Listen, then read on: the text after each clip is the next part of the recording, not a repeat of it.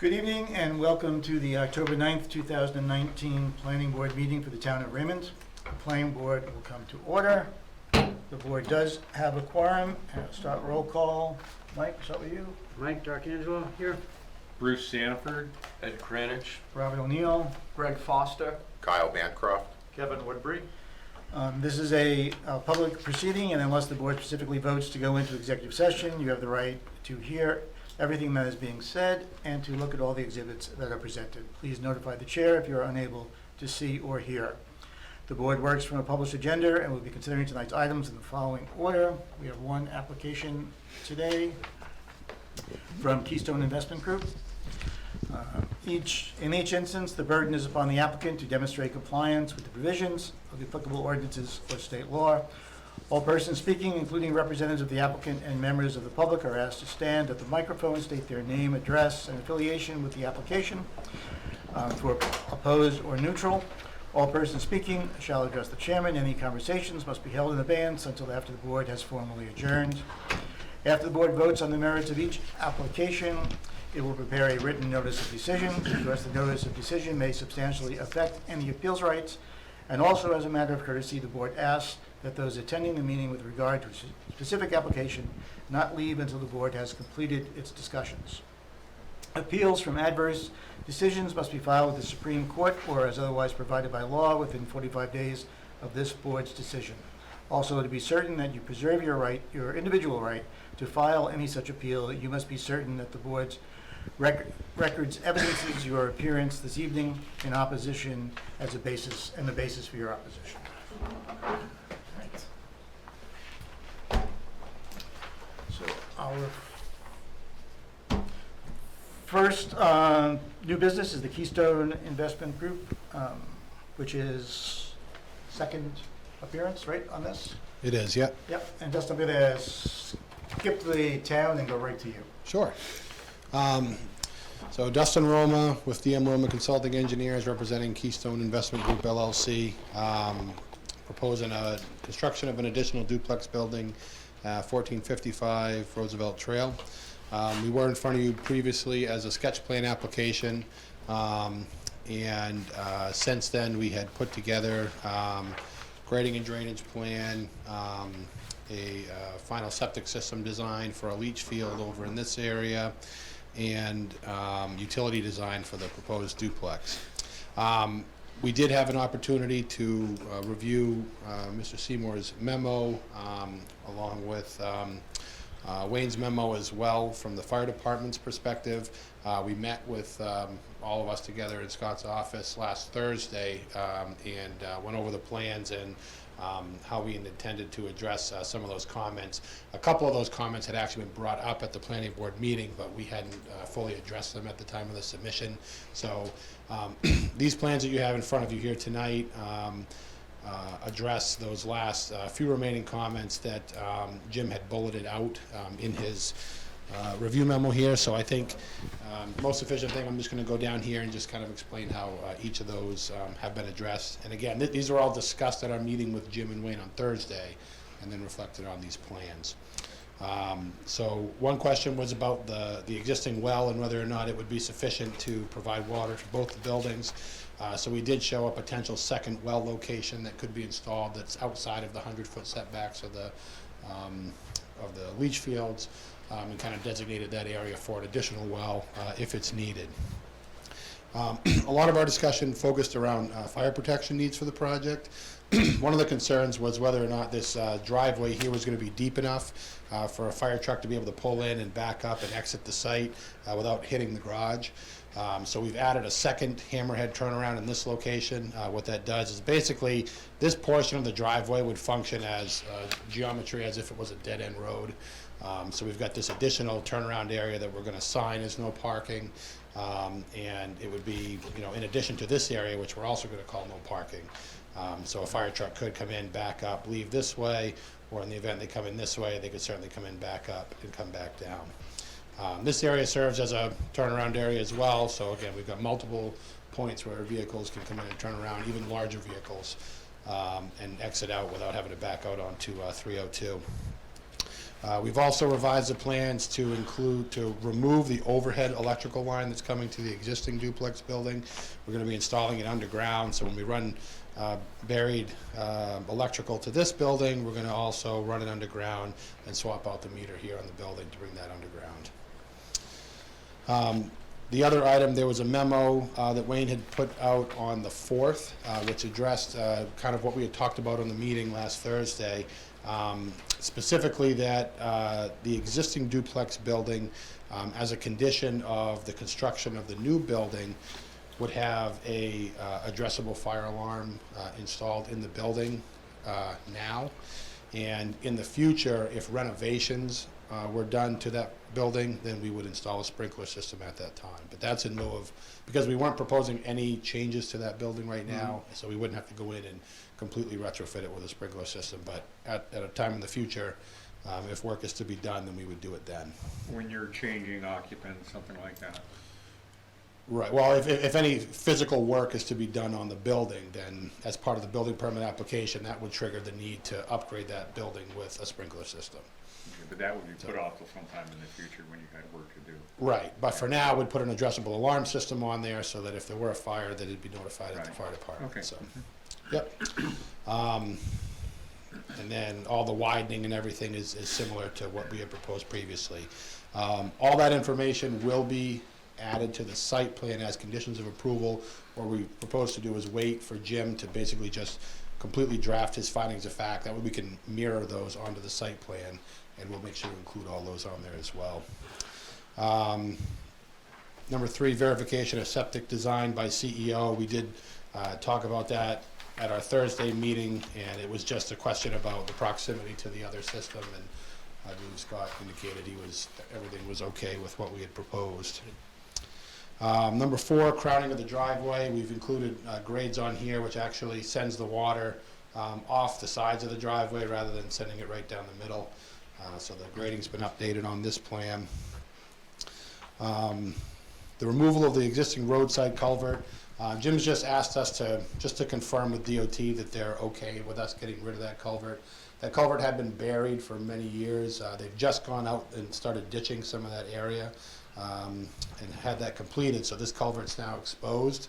But there's a culvert here that goes underneath 302, so any water that comes down the hill actually goes under the road, because this is a lower culvert than this one, so I think this was done after the fact, and that's why that one being buried didn't create any drainage issues. So, but we will just, we've sent a request in the DOT, and we'll just get confirmation that they have no issues. No water comes the other way into that? No, because, well, basically, this all goes in the other direction here. So, Okay. so any water that falls on this side of the driveway goes this way. Anything that comes on this side is going to go directly through that culvert. So, the letter of financial capacity will be provided as a condition. That's number 6. Number 7 was just to add phosphorus point calculations to the plan, which we did on the site plan. Number 8 was to add this additional drain. That's the one that I mentioned was referenced at the last meeting that we neglected to add. So we have added a type F catch basin here in the back corner, along with a drain that brings it underneath the driveway and brings it out here to the level spreader. So that will handle the water that comes down off the hill. Will all get collected there and piped underneath the road, so it won't flow over the pavement. Number 9 deals with the placement of underground utilities to the existing building, which we are now proposing.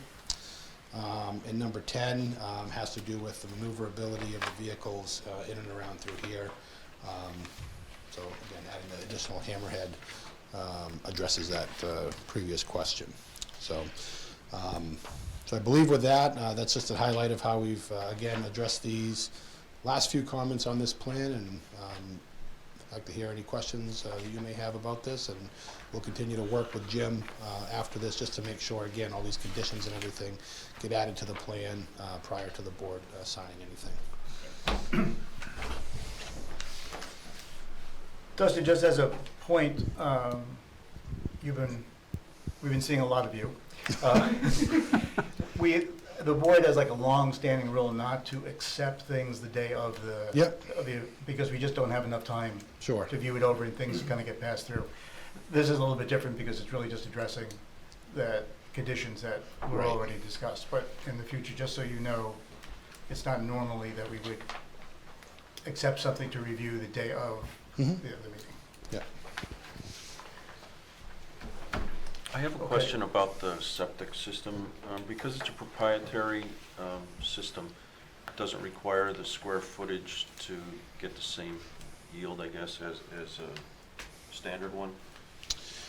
Right, so there's different sizing criteria if you do a stone bed, if you do plastic chambers, or if you do Elgin, so they've And so got, there's a factor that Correct. converts. Okay. Yep.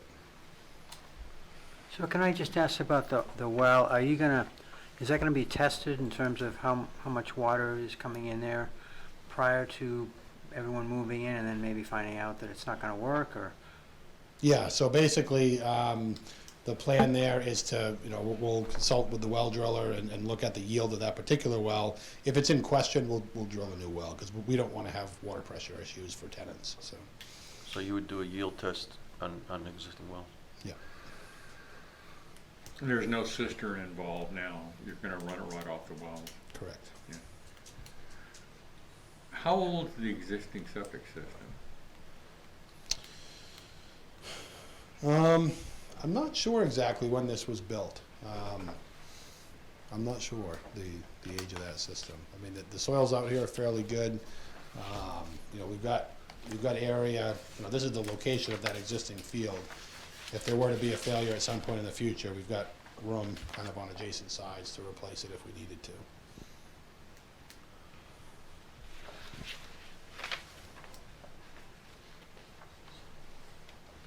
Fire department is okay with both the design of the driveway and also the issue of the existing building, so that what you're planning to do is sufficient to satisfy fire on the existing building. I know that it's pre-existing, so you don't want to have to go to the expense of putting in sprinkler now, so fire's okay with delaying that until you do maintenance or some kind of I mean, renovation. I could ask Wayne to Yeah. answer Let's that, ask- just so Mike, we'll get I Wayne. won't speak for him. Yep. yeah. Have you-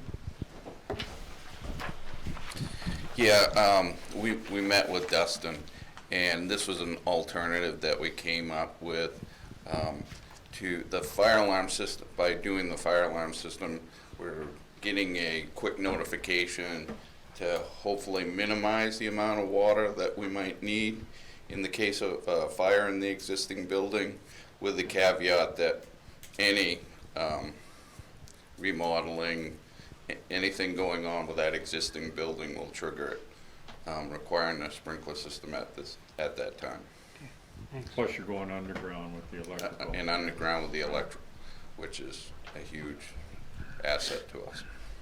Any other concerns, Wayne, that were not addressed? When we talk about no parking, it's fire lane, no parking, so we need to be very specific that way, that the signs say fire lane, no parking. Dustin's seen an example of what we're looking for signs, so that would be the only other thing. Okay. Yeah, okay. As far as they asked a question about the septic system, I looked at that first building was built in year 2000, so it's relatively new.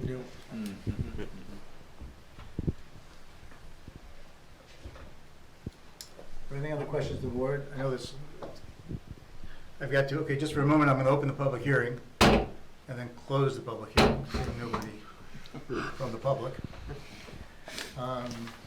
So I was not at the last meeting. Did you go through all of the step-by-step process here, or do we need to do that each of the? And actually, a little bit, was it tabled or from the last, and was the application? It was a sketch plan last time, so this is the Sketch first. plan, okay. yeah. So the application has not been deemed complete? Indeed, had not, no, not Okay. yet.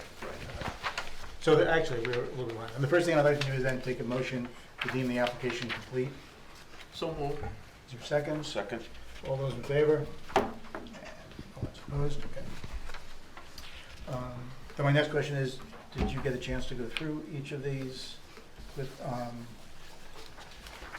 No, so, we didn't go through the ones that came on Jim's memo from from the criteria? Yeah, no, they didn't do We've that not last done meeting. it. Okay. far into All it. right. so the application is reviewed under the subdivision regulations, Article 1. I'm going to, I think, we're pretty close, and the board's pretty familiar with this, fairly similar to the other project, if I'm correct, right? So I'm not going to, unless there's objections, I'm not going to ask for a vote for each individual item.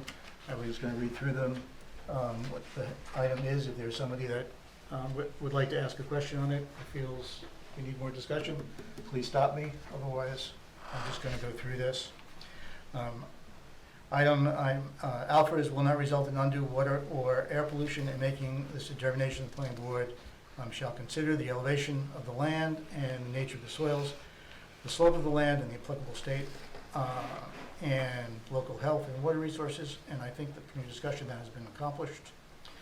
Has sufficient water available for reasonably foreseeable needs in the subdivision. That's being addressed with the second well, and you're going to do some tests on the well itself. Item Charlie will not cause any unreasonable burden on the existing water supply if one is to be utilized. And is there a sufficient distance between the wells that exist right now? Just to provide adequate water supply. Mm-hmm. Yeah, I mean, we're proposing a separate location that is. No, to the adjacent properties. Oh, it is, yeah. Yeah, okay. Delta will not cause unreasonable soil erosion or a reduction in capacity of the land to hold water. I think that has been addressed. Will not cause unreasonable highway or public road congestion. And this 8.6% slope's okay with you, right? I'm sorry, what was The that? 8.6% slope of the driveway? Yes. Okay. For the record, Wayne indicates yes. Foxtrot will provide for adequate soil and sewage waste disposal. That's been done. Gulf will not cause any unreasonable burden on the ability of the town of Raymond to dispose of solid waste or sewage. Hotel will not place an unreasonable burden on the ability of the town of Raymond to provide municipal or governmental services.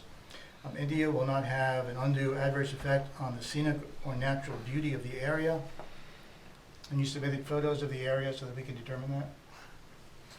I'm only kidding. I don't believe so, but, Yeah. we saw it on the sidewalk for the one next door. Juliet is in conformance with the subdivision ordinance, comprehensive plan, zoning ordinance, floodplain management ordinance, and other duly adopted town ordinances. Yeah, that's been done. Hill, the subdivider has adequate financial and technical capacity, meaning that's going to stay as a condition. Lima, whenever situated entirely or partially within a watershed of any pond or lake, within 250 feet of any wetland, Great Pond, river, that's not applicable. Mike will not alone or in conjunction with existing activities adversely affect the quality, quantity of groundwater or aquifers. November, based on the federal emergency management plan, boundary waterway maps and flood issuance. Information presented to the applicant whether subdivision is in the floodplain area is not. All freshwater wetlands, that's not applicable. Any river, stream, or brook, it's not applicable. Quebec, the subdivision will provide for adequate stormwater management, and that has been done, right? You get all that in there. Romeo, if any lots in the proposed subdivision, that's not applicable. The long-term cumulative effect of the proposed subdivision will not unreasonably increase Great Ponds. That's done. And for any proposed subdivision at Crossmith, that's not applicable. Okay. Bring any other questions to mind going through? None here. All right. So our only conditions are K. That's it? Financial capacity, Yeah. yep. And let's see, and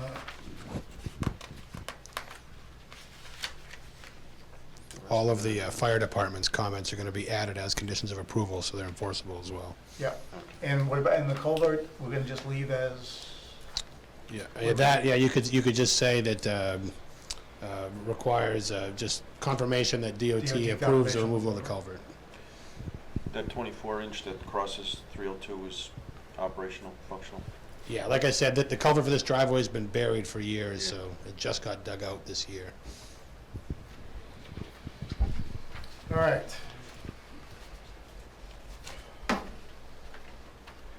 Well, when you're talking about Jim's comments, fire department's okay, but Jim's comments are, They were the high points of the conditions of approval that he had in here. These were some of his concerns that he had with the crowning of the road and that's been taken care of. yeah. Um,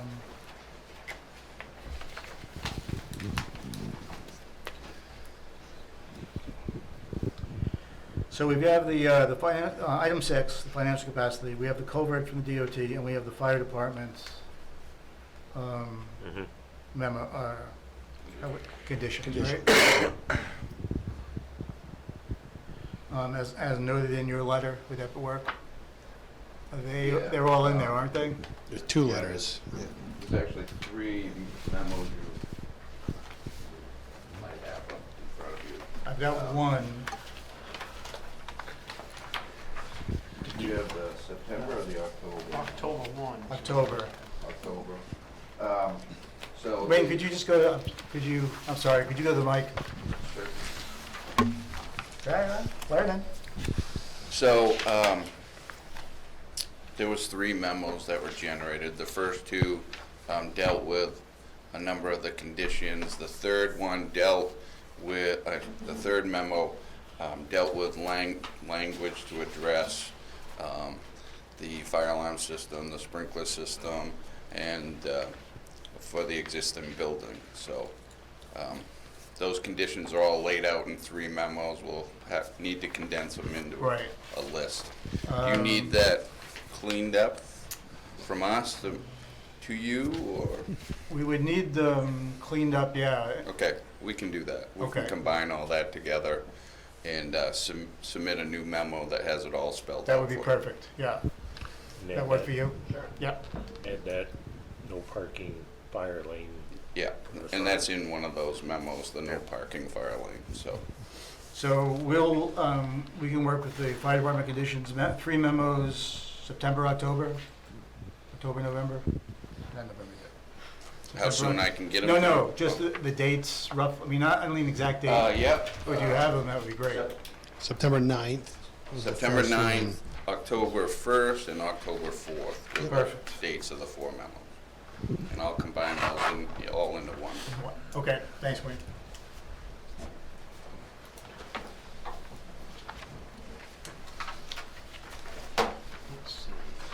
Anybody else have any questions or concerns? Everybody's happy? Who wants to give it a shot? I'll give it a shot. All right. I move that the applicant is complied with the subdivision ordinance. Is that right? Yep. With the following conditions, that they confirm with DOT of the culvert to be removed, the financial capacity. Is that good enough? Yep. And the conditions as per the fire and rescue unit, the revised memo to combine the 3 memos from September 9th, October 1st, and October 4th. Perfect. Is that everything? That's everything. Do we need to have the well capacity statement in there also? Number 1? Would that become staff review? Because it hasn't been It confirmed yet. hasn't been confirmed yet. Yeah, so Yeah. that probably ought to be in there too. In addition, Friendly amendment? yeah, Yeah. that we include the capacity of the wells, that they be confirmed by staff. Yep. Yep. No second. And a second. Any discussion? All those in favor? I'm just going to abstain since oops, okay? I'm going to abstain because I missed some of the discussion. Motion pass. Thank you so much. You're all set.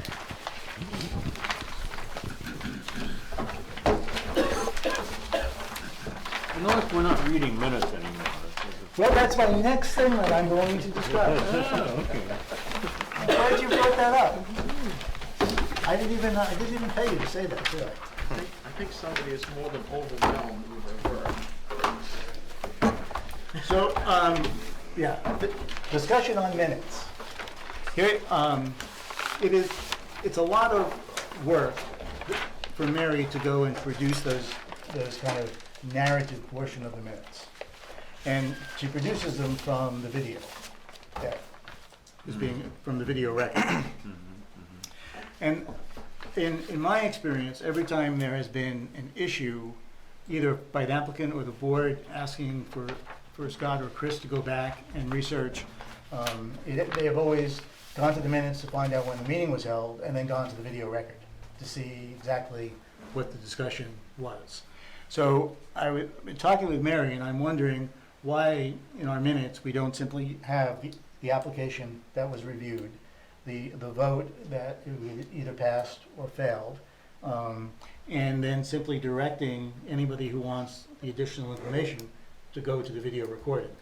And I mean, that's where the person is 9 times out of 10 going to go to anyway, to find out what, because you want to know the flavor of the discussion and not necessarily what Mary has picked out of the discussion.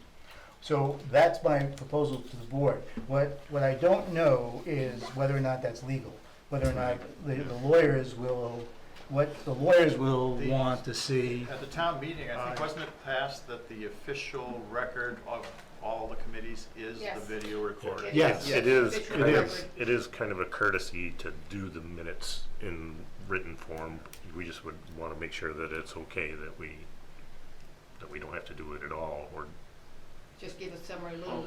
very quick, And yeah, very elaborate brief on summary, the vote, agenda. yeah, like I Right. said, what was 2-page. brought up, vote, and was it passed? Right. Yeah, no. My only concern is that if something if an applicant challenges the decision of the board, it goes to Superior Court. And will Superior Court, will they accept the video as the record, or do they want to vote it on specific minutes? And, I would think that the video is going to work, but I think we probably should ask the question. Right, I would think so, because that's what the town voted on. It's in part of the ordinances now. Yeah, I mean, in my experience, the narrative of the minutes it's never as accurate as what the video, has Right, in it. I exactly. mean, No, it's just, the narrative is When you kind of go like through it Trump's 5 times to catch the. recategorization Yeah. of whatever he's talking about, Yeah. Mary, what does Sue do? She doesn't do everything, does she? Or For the select board, she gives a lot of detail because that's what they want. Want, okay. They often call her and send her back to looking in the minutes and see what happened. I actually send and it's not as good as what you'd like, the transcripts of the meeting. There's a service that we put the video through, and they give us a transcript, written transcript. It's quite entertaining. It is sometimes when it comes out with, because it's done by computer, and it comes back, but that gives at least something for you to go on versus having to write down everything as the meeting goes. What Look at the about, video.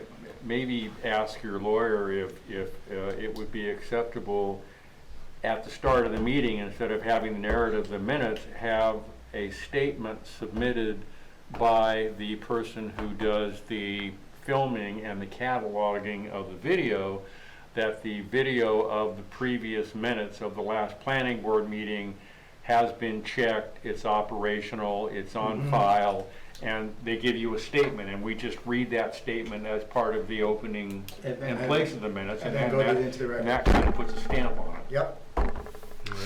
I mean, we have technology working for us and not Yeah. doubling up. Yeah, like I said, I usually get it done the next day. Yes, he does. Like Yeah. the one, last night's meeting was up, today, so. Oh, the video. The video, yeah. Yeah, yeah. So I know. and what we do is we actually, so the video goes and it's hosted, it's on YouTube, so anybody can get it. You just have to go to our website and click on it, and it pops it into our website, and you view it there, but it's actually out on YouTube. And then we create 2 permanent, long-term DVD copies, one which is held at the town office and one is held at my office right now. So in case there's a fire or something, we have a backup copy. So it's actually better than the written minutes, which only are held in one place, and so it's worked out pretty good. We have over 1,000 meetings that have been, put out there. Should we send a memo to the town attorney just to confirm that, what we want to do? to Right. Have just a written summary of, A quick Or 1 or minutes. 2 sentence summary. So Yeah. Mary And could then confirm, because the, I send Yes, the I send video her will be the official Right. minutes. the notification that, with the transcript, which means the meeting is out there, so that would be my confirmation to her that the meeting is done and up and running. Scott? So basically, you just kind of would want to know how do you approve the minutes basically during the meeting itself? Yes. Well, okay. All right, I can ask him that if you, Yeah, would you? I Yeah, think Yeah, that's, I mean, if you needed a further email from me saying it's up there and running, I could do that too. I think, I think we probably Yeah. would need something to say that the recording has in fact Been placed up. been online. placed and Yeah. it's operational, we can see it, we can read Yeah. it. Yeah. And that would be what invites, looking at approving the minutes, we would just be approving that statement. Mhm. Does that sound okay with the board? Is that, I don't think we need a motion, but I think Okay. we're all, I think, all in agreement. Yep. That So I we could move send that you way. an email saying it's been placed online. Yep, you can send me the email saying it's placed, and Mary, so that she can, when she writes the agenda, she can put it, as the first item of the agenda will be to approve, that CD as our record. And then I would suggest, Mary, you hold off on the minutes, if you have not, until we get. We have received one complaint about the minutes not being up to date, Well, so that's why, I mean, if we can get this answered quicker, the better. yes, well, I would say, Because I have 4 hours blocked out tomorrow to put Well- everything else aside and do that. I think if you can get an answer tomorrow, why don't, well, I tell you what, Mayor, why don't from the board, we will tell you to hold off on the production of the minutes until we hear back from the attorney. That's fine. Is that all right with the board? Everything, okay? Okay. What else do we have? The subdivision loop roads, Yeah, subdivision loop roads. Have we done anything on that? And I have to admit, I ran out of house without that folder. well, I looked into it a little bit, and in our regulations for the road construction, it does discuss that particular issue. And any development that is going to generate 200+ trips per day will have to have at least 2 street connections with an existing public street.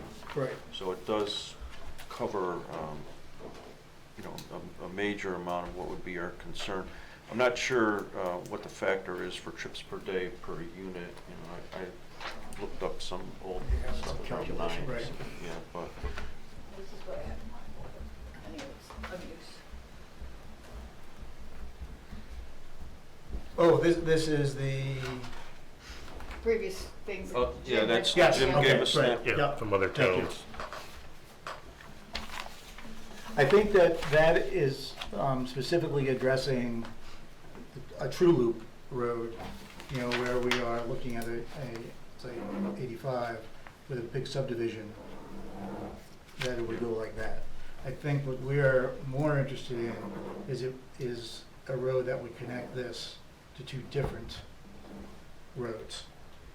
And this may or may not be the same subdivision. yeah.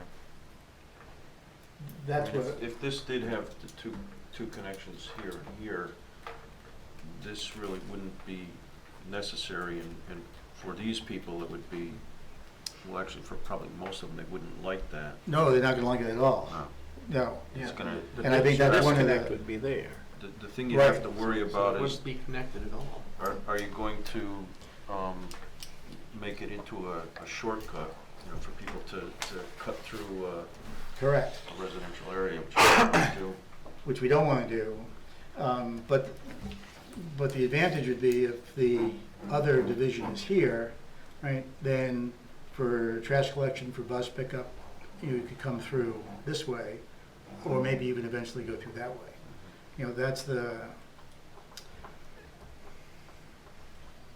That's the advantage of reducing the mileage for both, too bad Wayne's not here, but for both emergency response, Yeah, and service. trash collection services, bus routes.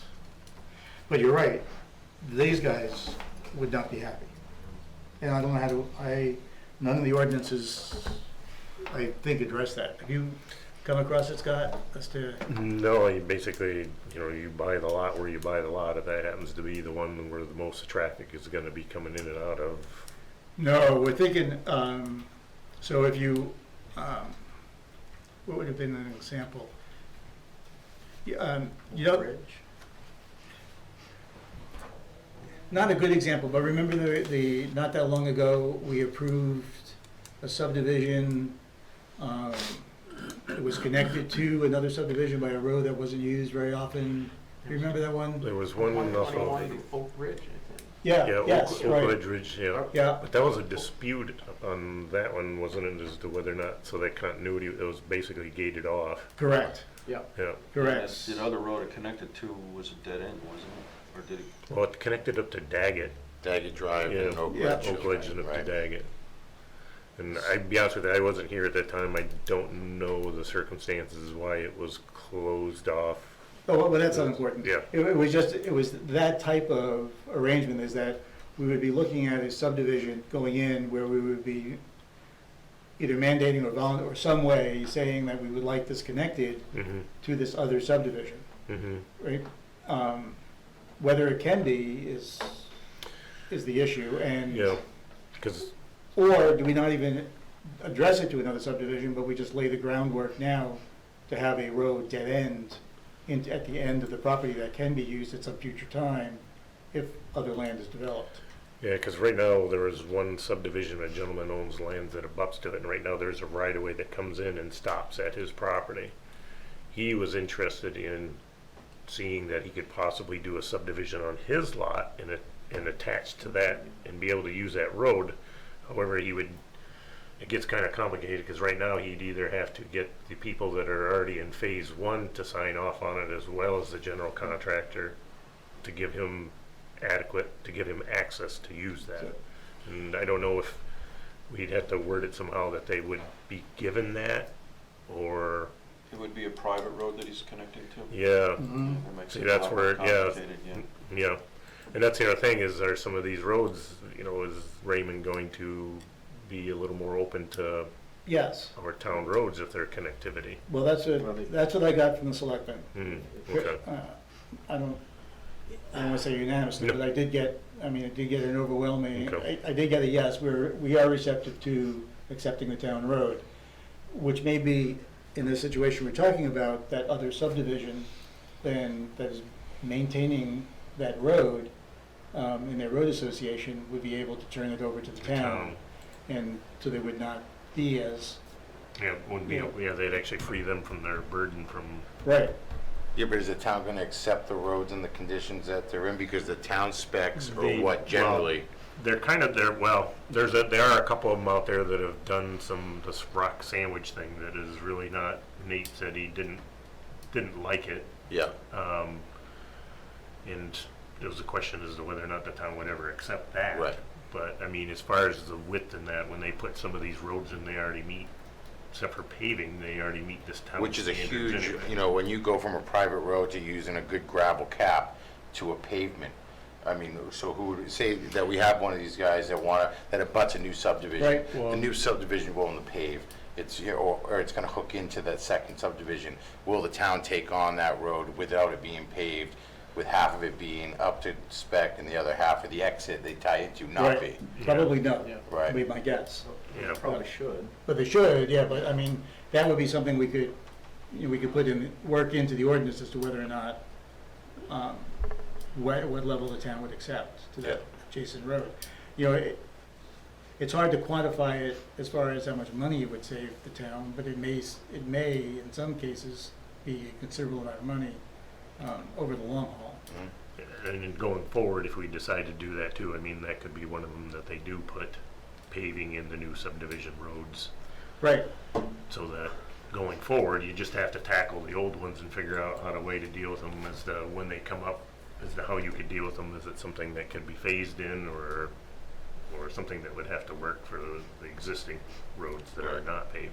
I mean, my concern, as a general contractor and looking at small parcels that I develop, it seems like it's gonna be a burden you know, On the for. developer? Yeah, I mean, because when you have to switch from going to a nice gravel cap to a pavement, and then if they were to, you know, look at a sidewalk thing, which Raymond doesn't really have them, but there's always, you open up these, you know, now requirements. So if I wanted to go do the same job I do out here in Portland, it just, you're priced out of it relatively quickly when you start adding in pavement and the extra cost to get there, and then to not know, I mean, if you guys require it to come out, if you don't own that land already, you've already tabled that project. I mean, unless you have the land or the ability to hook into, you know, parcel, and then you put the developer in a situation where he's gonna have to come up with another budget in order to get that access out, you know? So I think that if it was gonna be looked at, we should look at it as a town. What are we really gonna gain from putting that ordinance in effect? I mean, as a whole picture, and what are we gonna do to the contractors and the building? Is it gonna just say, hey, you know, for a long time, Portland didn't have any subdivisions, you know, because there's so much stuff that you have to meet in criteria. Now it makes sense, the market's, you know, doing well, so they're building again. I'm just worried about, you know, keeping everybody out of building, whether it be a 4-lot subdivision or I think there should be some kind of scale to that, whether Yeah, it I mean, gets I don't think it would be even applicable to a minor subdivision. Yeah, Because it just, there wouldn't be the land there to support Right. it. I think we're talking about, you know, a major subdivision. yeah, That going in, you know, in like, you know, the 200 lot, somewhere 200, 100, whatever we would. sure. Look Yeah, at as a major subdivision. yeah, and I Yeah. could see that. where- Right, no, I wasn't even thinking, because I don't even think it would be applicable for a minor subdivision. Yeah. You just wouldn't have the land Right. to connect it. Yeah, that would be my only concern, is just on the smaller scale of the subdivision is, you know, we don't want to burden the contractor any more than he has to be. I'm a contractor, so that's just my opinion on it. So if I can just follow up on that, I think it's really good to get a contractor's perspective. I live on Daggett Drive. Our road is in pretty good shape. So we've paved it once and paved over it, and it's held up well. The neighboring subdivision that we're gated off of, the road's horrendous. There's no, they didn't put in a decent sub-grade under it, so they pave it, and 2 years later, it's got big wheel dents from the heavy trucks, or it's falling apart, it's alligating off, and that kind of thing. So it seems to me that those people have been pretty unprotected. You know, and nowadays, in today's world, people come and buy a house that's in a subdivision, maybe they're from out of state, they're used to a lot of protections that we aren't perhaps providing them up here in Raymond. Like, that subdivision comes to mind fiercely to me, because I feel so sorry for those people. This one guy lives at the end of the road, and he's always, you know, he's on, I don't even know how they're gonna maintain it, you know, as years go by. So, if we're gonna do this sort of thing, I think it might, but this would be real onerous on the developer. I think we might want to put more stringent requirements on road construction, which of course are going to add a lot to cost, but especially if we're thinking about blending subdivisions. If someone starts a subdivision, and I think it seems to me we ought to make them do the road better than maybe we have been doing it, but we also maybe should think about making a condition of approval that it's possible, if another subdivision is developed, that you have to link up to it. Right, yeah. Because certainly in my neighborhood, people would be really opposed to it unless the town were gonna take over both roads, which would be a huge advantage to that other subdivision. Right. So I think those are two considerations that we'd have to sort of do. One, make it a condition of approval, but also, I think it only makes sense that the town's gotta take those roads over because of the huge disadvantage of losing the privacy that a lot of people buy into a subdivision for. So there's some big issues. You need to have it, you know, in a good condition. Yeah, as, Well, can subdivisions be developed with private road criteria now? Yes. They can. Maybe we should start thinking about requiring town minimums for subdivisions for road development. for a major subdivision. Yeah, as I say, it all Yeah, depends it's on the the number of lots. Right. If they get up to a certain number, they gotta meet town standards It's the anyway. same- It's, again, you kinda gotta decide, I guess, as to where that, Where the threshold where the is. threshold's Yeah, gonna but be. the problem with that, if they start off with, you know, a very small subdivision and they build a private road criteria in, then they want to expand it and they have to go back out and rip the private road out and full depth recreate it, you know, to bring it up to town standard. Maybe just requiring the town standard for any subdivision from the get-go, it's gonna be a minimal extra cost, really, when you're building the road. If you have to dig down another 3 inches or whatever and put in 3 inches more of gravel, it's not gonna be a huge deal, as opposed to having to go back out and dig it all out and full depth reconstruct it. Yeah, I mean, as a matter, I mean, Jim and I do that when somebody comes in anyway for a small one, that we recommend, even though they could do private way or a backlot standard, to actually do the next criteria up for the road, just in case they ever wanted to lengthen the road. Well, either that, or if they insist they only want to have a private road development from the start, that they can't subdivide it later, I mean, create a subdivision later on. Mm. They have to make that choice, you know. Well, I guess if they're willing to redo the road, then they might as well be allowed to, you know, put in more units. Well, it's just the expense. It's a lot Right. less expensive to do it, you know, put in the extra gravel right when you're doing it from the first place, as past going and have to rip it all out. But maybe that's a choice we leave to that developer. Maybe. Do they have to rip it all out? No, I Well, don't it think depends so. on this, a lot of times, if they don't have the right sub-base, they may have to, but it may just be as much as, you know, it all depends on what the shape the road is. If it's got a terrible sub-base, then you're talking about a lot of money, tearing it up, digging down, redoing everything. Whereas, which you're gonna run into on some of these older roads if they try to connect to some of them, but. That's where it'd be primarily the older roads where they were just improved logging roads, or Yeah, I mean, Right. they're not Yeah. building anything now that can't be, that'd be something to Just look at to that. see, because, I mean, we're not the only town that has to deal with these, is how other towns are Yeah, bringing there's some 5 of of the these, towns that have it on the books. you know, that bring these older roads. How do they do it? I mean, I know in Gorham, even if you lived on the end of the private way, if you wanted to build on there, you had to bring that whole road up to town standards. That's right, you Yeah, otherwise were at wouldn't- Gorham, right? Yep. And Gorham has this Yeah, they had to, ordinance on the books. you had to bring it up the whole distance of the road if you wanted to build, if you built on, How even at do the very end of it. How did it work? Mixed reviews, but again, Gorham had the benefit of a lot of people wanting to build there, so developers were willing to put that extra money in to do that if it was worth their, they would measure it to be worth their while that they would do that. Mm-hmm. And just because that they knew that it would be nothing that they would have to sit on, it would go as quick as they could get it on the market, so you could get away with it, get out of there reasonably with a reasonable profit, that it wouldn't bother you as much. But if individuals, some people didn't build on their lot because of it. But that was just individual lots, but. Right.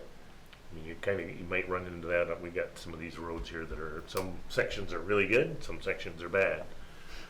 It's just hard to do that because a lot of times you don't want to put that burden on that one single person to improve that whole road just so they can build a house at the end of it. Mm-hmm.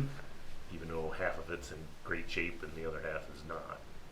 So I think Wyndham's doing something like that now, though. They're trying to clean up some of those older roads like that.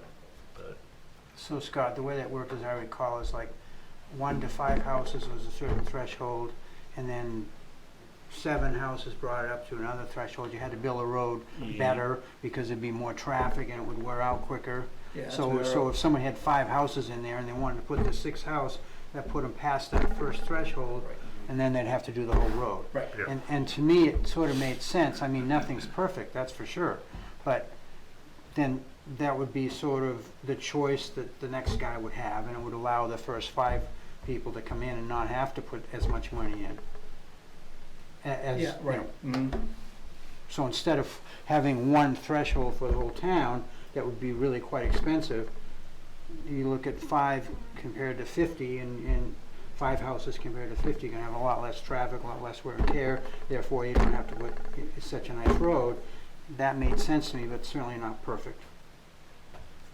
I think a lot of it's gonna come down to is if the town decides to get on board with taking these roads, what are they gonna expect to see out of it? Are they gonna pavement, or we, you know, that's how I would figure that it would be measured, is that, okay, now we're having this discussion that if we build it as a contractor, the town will take it, what's it gonna cost, and what's it gonna take to bring it up? Are you guys gonna require curbs? Are we gonna require, you know, because that's where things get added on to, well, I like this, I like that, and then it just gets, you know, priced, some projects will just not, you know, get off the Right. paper.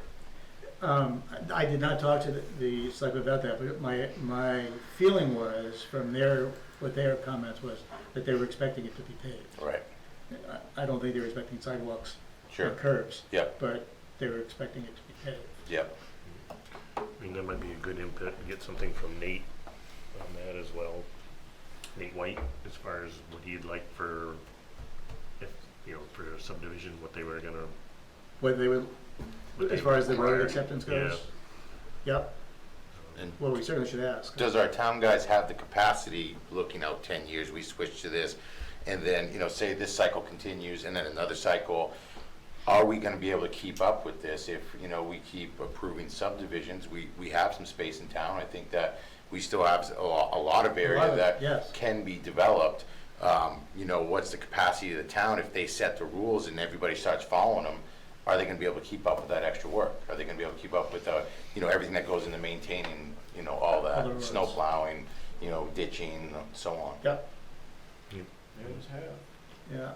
I think the answer to that was a yes. And I Well, think- P&K's taking Yeah. care of the plow. We'll see how they do this year, because I hear that they're rolling out, you know, it's a new plan this year, so I'm interested to see, you know, how that keeps up. I got full faith in them, don't get me wrong, but, you know, we'll see what happens. I think the trade-off to that is, P&K plowing. you know, a lot like what Mike was saying, the trade-off is that the town's not gonna be getting people, that were expecting a road and it's deteriorating regularly, and they Yeah. have no option Right. to be able to get it fixed, because the neighbors don't wanna fix it. Right, yeah, and that's definitely, you know, something we see a lot of, you know, and that's Mhm. unfortunate, and I can see that side of it Yeah. as well.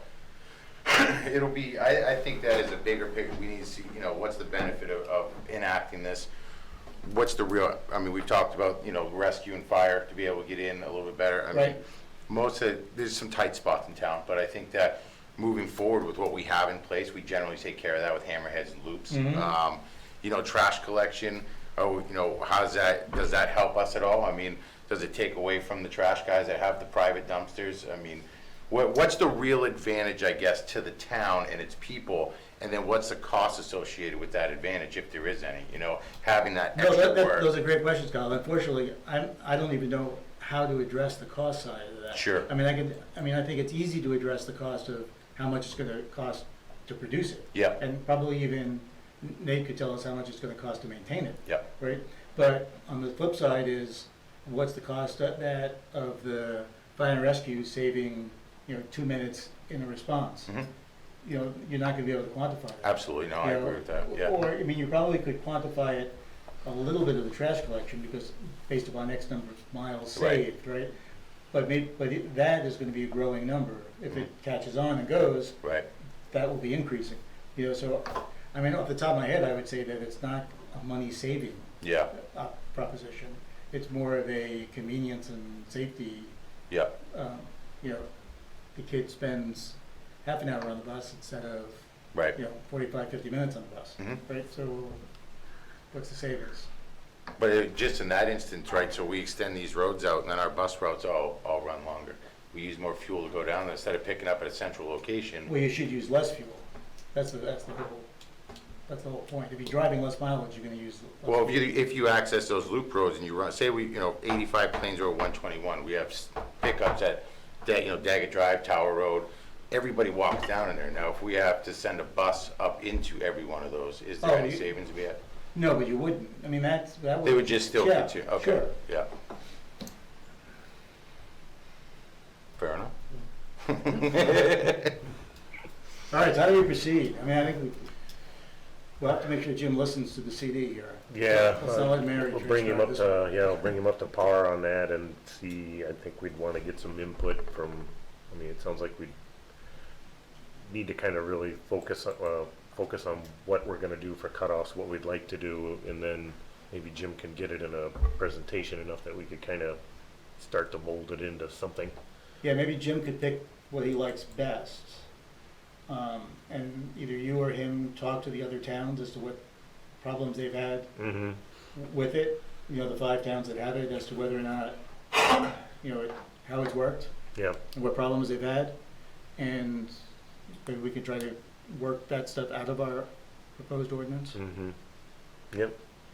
Are we thinking about doing this retroactively to existing subdivisions or No. only new? No. Yeah, that makes Yeah. good sense, I think. And I think one of those things we want to kind of put in there is somehow, Scott, for whether or not it's going to be a mandatory or whether or not it's voluntary.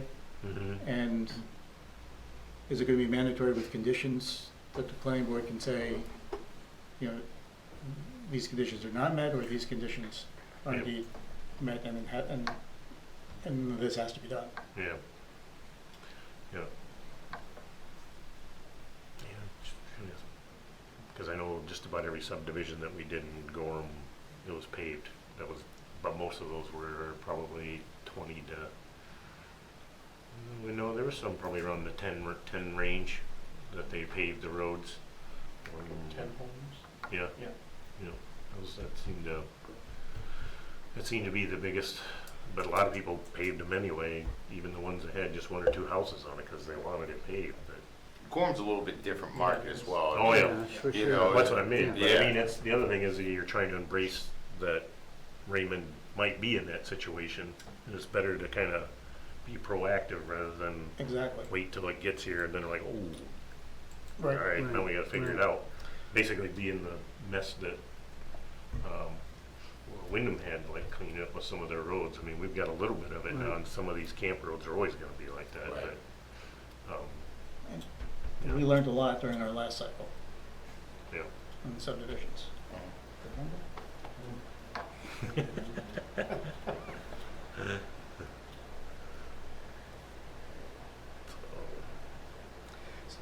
So I'll bend Jim's ear here when he gets back.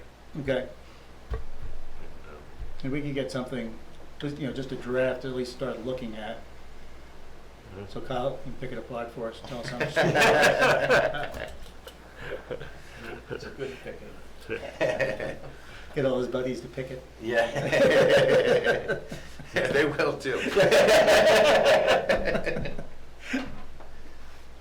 No, actually though, but your comments are, they're important. Yeah. Because we do need to look at the other side. Well, I mean, the most important thing when we look at, developing land is the cost of that road. You know, that road is ever so important because a lot of people just walk away when those, restrictions get too much or the cost of it gets too much, where there's just not enough margin on it. And I'd hate to see, we want to see some paced growth here, but I'd hate to see it just be stomped out because of, just not be able to get that road in, or that being the tipping factor where we can't have some more revenue in the town because of it, But I also see your side of it, where trash collection response with the emergency services, and so, and if we could find I think it's just about making sure that we find a happy medium. We're not scaring people, but we're not, we're saying, hey, we're not being unreasonable about it either. Exactly. This is what we're trying to meet in the middle. Right. I think if we can find that blend, which is fine. Okay. Making it optional would make a huge difference in that regard. We'd leave it up to the developer to decide if they're gonna make the connection or not. Yeah. Well. I They're think- not every time. From my standpoint, it would never happen. Yeah, I was gonna say, you almost kind of, you We- want to nudge them in the right direction is right, what you want to do, yeah. Yeah, but there may be some carrots that we could hold out, Yeah, to the developer, Yeah. as far as lot size, as far as frontage on the Yep, exactly. private, frontage on the town road. Those things Yeah. we could do, that if you get another 2 lots out of the deal, Exactly. it might be worthwhile. Just like anything else with development, if there's a give and take feel to the relationship, I think that, it'll be just fine. Okay. As long as I've been on a few things where it's like, no, this is how we do it, and, we'll just, okay, well, we'll see you next time. So I'm a little concerned about, it seems to me if someone starts a new subdivision, it seems to me those people who are buying those lots and those houses ought to be on notice that there could be another subdivision that's gonna be connected, and so people are gonna be driving through to that other subdivision. I Yes, think that's important. I agree, yeah. How are you gonna predict that, though? I mean, Well, I with think- land ownership and I'm not, subdividing and what's gonna happen 20 years from now, who knows? I'm not saying that you're gonna know that, I'm just saying that people ought to know it's a possibility. No, Yeah, if they're on the town road, Right. it's possible that they're, If we're leaving a dead end on a subdivision, then it should have like a designated right-of-way for a future extension, then, that would indicate to everyone Yeah. that it is a possibility. Yeah, there's still gonna be, till it goes in there, they're not really gonna think about it, and that's usually when I get a call. yeah. So, but, like I said, there's not gonna please everybody, so. No. Okay. All Well, right, we're not gonna solve it tonight. no, I think we're on a good start, Joe. Did that gentleman get his stuff in front of the planning board? No, there's no plan. I haven't seen anything from him yet. Okay. He has until Friday. Okay, we might have something new. I think he's gonna try to get on the docket, but we don't know yet for planning board next time. It's something different. Yeah, Yeah, it's Port Harbor Marine is thinking about expanding their docks. After talking with DEP, it's considered an expansion of a marina, which goes to planning board. well, that'll be interesting. Yeah. Is there a calculation slips per? I can't remember how many they're gonna add, but they'll have a total of 100, I think it's 120. They wanna do 2 docks out, 92 feet straight out with slits on either side. Is there going to be parking then? Well, that's one of the things calculation? we're probably gonna have to figure out, cause Yeah. I don't know how they park now. Yeah, exactly. Well, I don't know how they do it, but I never see any traffic there, so I don't know how they do it. I don't know if that, he's got that, I don't know if that area where he stores boats in the winter becomes parking in the summer. I'd have to, that's one thing I don't know, but that would be one thing we'd have to address with all these more boats. What's that Mhm. gonna do to parking? Yeah. So, yeah. And he has till the 10th, Friday, Friday. the 11th. So that would be the only new thing. Unless Dustin Oh, comes unless in with Dustin one of comes in, his. he's got another one. I don't know when the man sleeps. I think that one might, I don't think they're in a really big hurry on that one, but that's off of, around by Patricia Ave, and it abuts Wyndham. So what I mentioned to Dustin long before your time is when we were doing 2 or 3 subdivisions a night, there started to be a tendency for the developer, or the applicant, whatever, to bring in new and revised documentation and hand it out to us at the beginning of the meeting. And it just got to be the point where you had no time To look at to look at it, to view it. So that's why we pretty much had that standard rule that we don't accept anything Mm-hmm. the day of the meeting. So if you could kind of just, Yeah, I'll reaffirm that with him, Reaffirm yeah. that. Yep. all right, anything else? Ready to go? Oh, you already made the motion? Yeah. Am I missing it? Yeah. Was there a second? You said so. No, it wasn't. No. There's a second now. All those in favor? Done. I already made the motion, and I missed